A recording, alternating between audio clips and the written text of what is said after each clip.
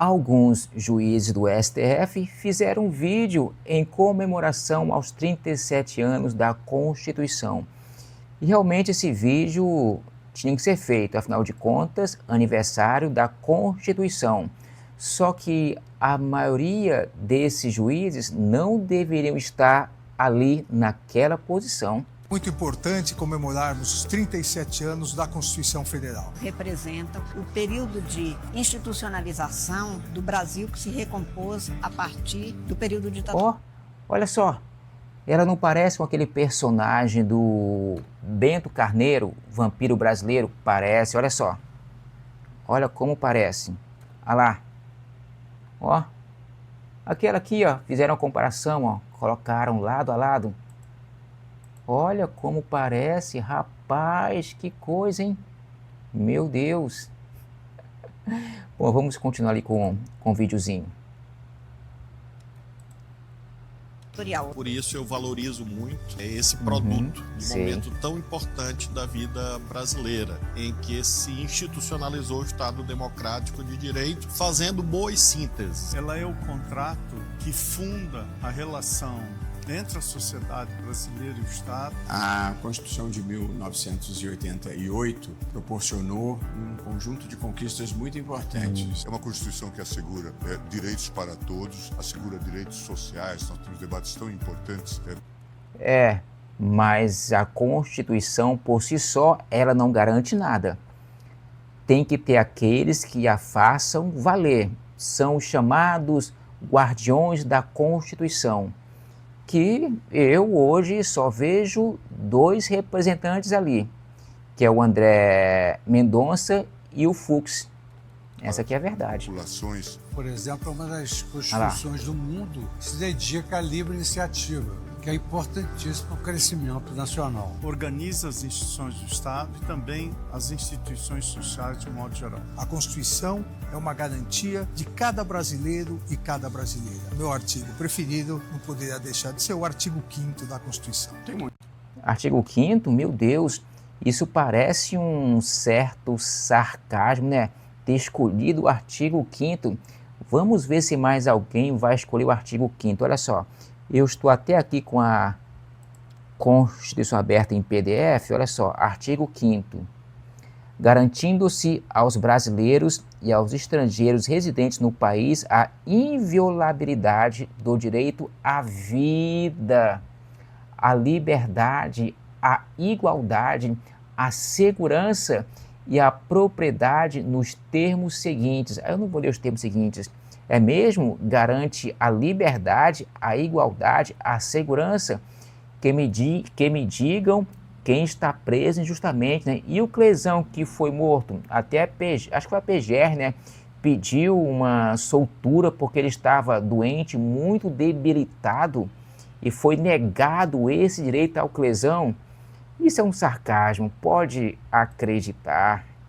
Bons artigos. Mas eu destacaria o artigo 1º, que é o artigo que consagra os 3 grandes pilares do constitucionalismo brasileiro. Fica o primeiro, logo o você. artigo 5º, principalmente, seja cada vez mais efetivado, dotado de plenitude, para que se cumpra os objetivos da República, do artigo. Sim, vai ser mais efetivado para que se cumpra cada vez mais, mas vocês têm que sair do STF, né?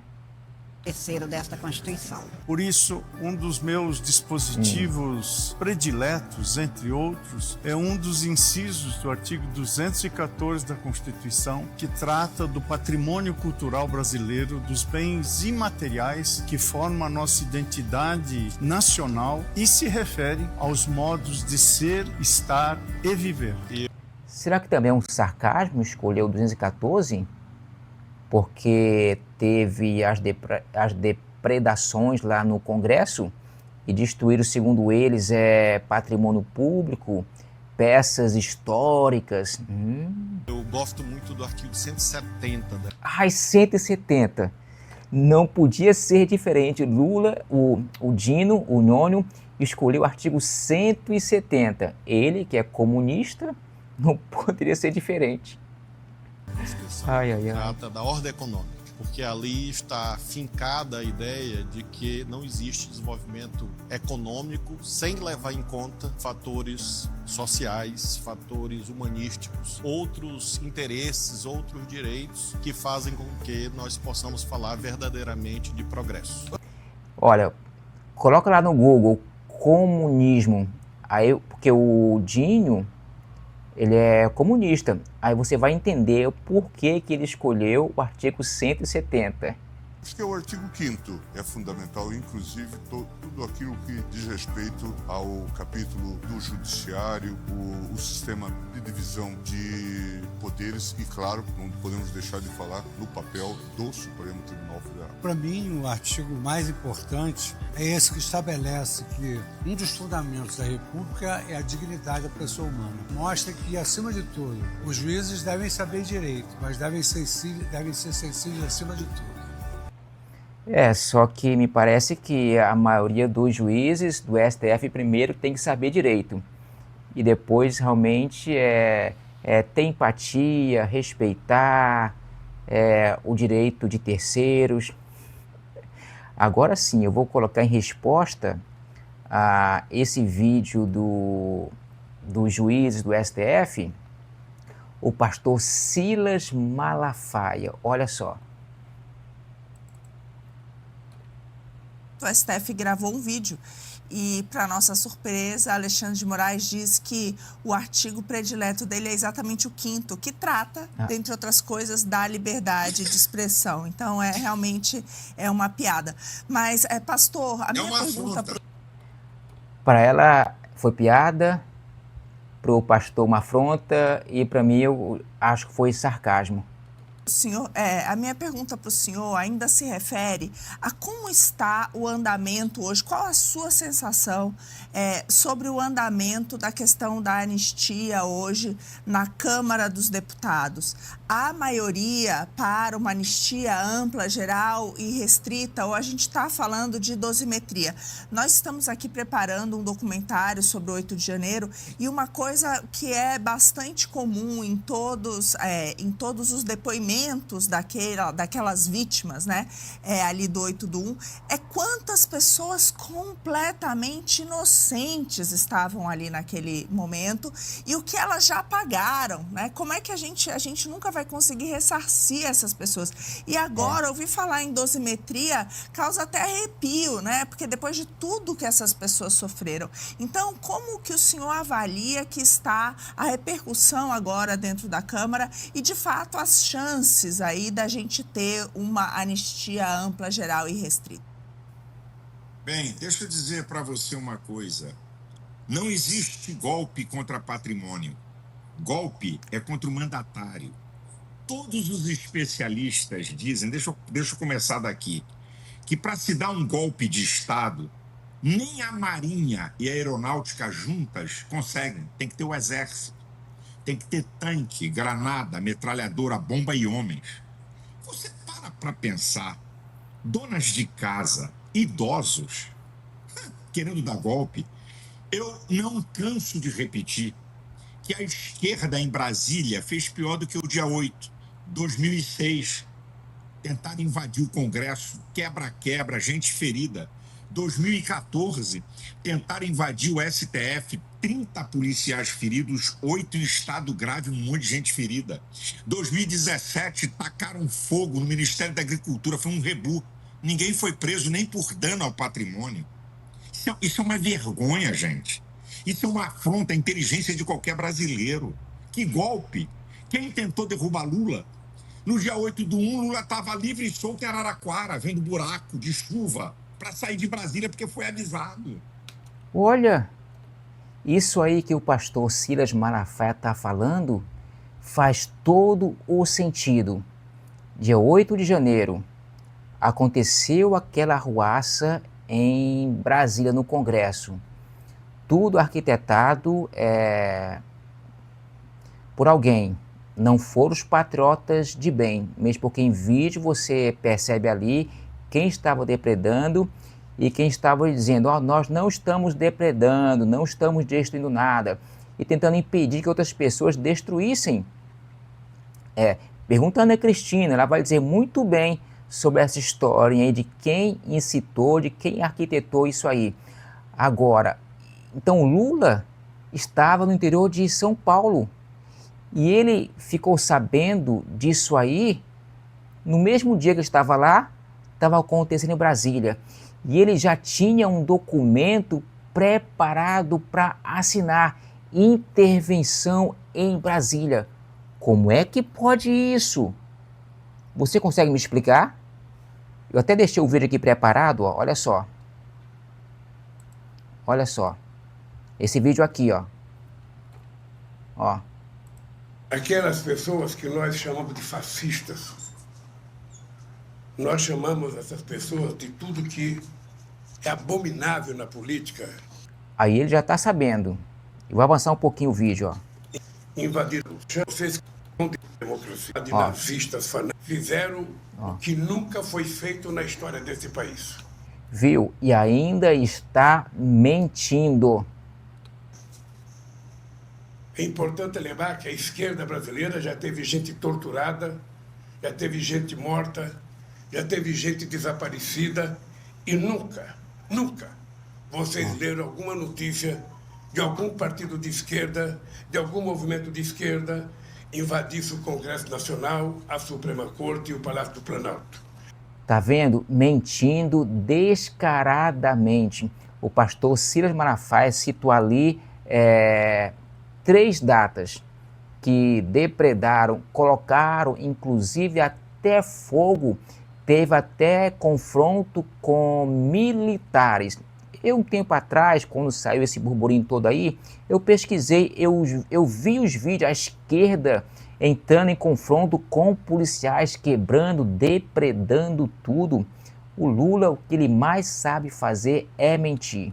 Não tem precedente na história do nosso país. Não existe precedente o que essa gente fez e por isso essa gente terá que ser punida. Agora eu vou avançar a parte que o documento já está preparado e ele vai assinar. E nós incluímos a força antidemocrática do decreto de gesto de vândalos e de fascistas. Eu vou ler para vocês o decreto que eu vou assinar agora. Meu Deus. Segura aqui para mim, Jorge.